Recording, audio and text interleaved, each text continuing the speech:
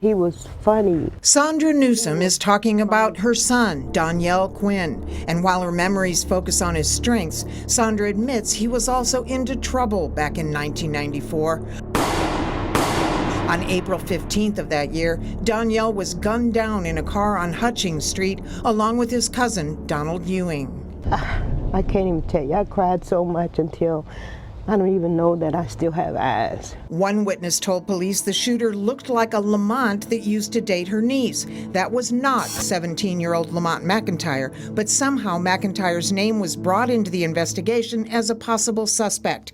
McIntyre's mom took him to the police department to let investigators know he was at a cousin's house miles away. And they told me I just give him 15 minutes and I could come get him. When I went to get him, he was handcuffed and he was crying coming down the hall, and he said, "Mama, they're charging me with 2 counts of murder."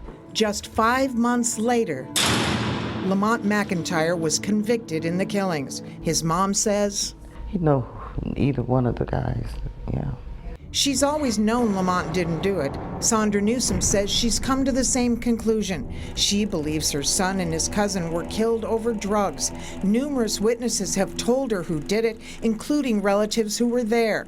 Sandra now supports McIntyre's lawyers in their quest to set Lamont free. Here's a mother whose son is in jail right now for a crime he didn't commit.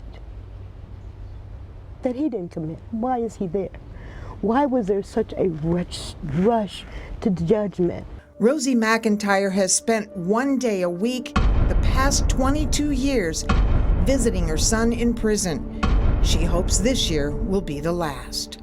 This court filing represents a 6-year investigation into exactly what happened. We'll be following this case as it goes through the appeals process, and we'll let you know all the latest developments.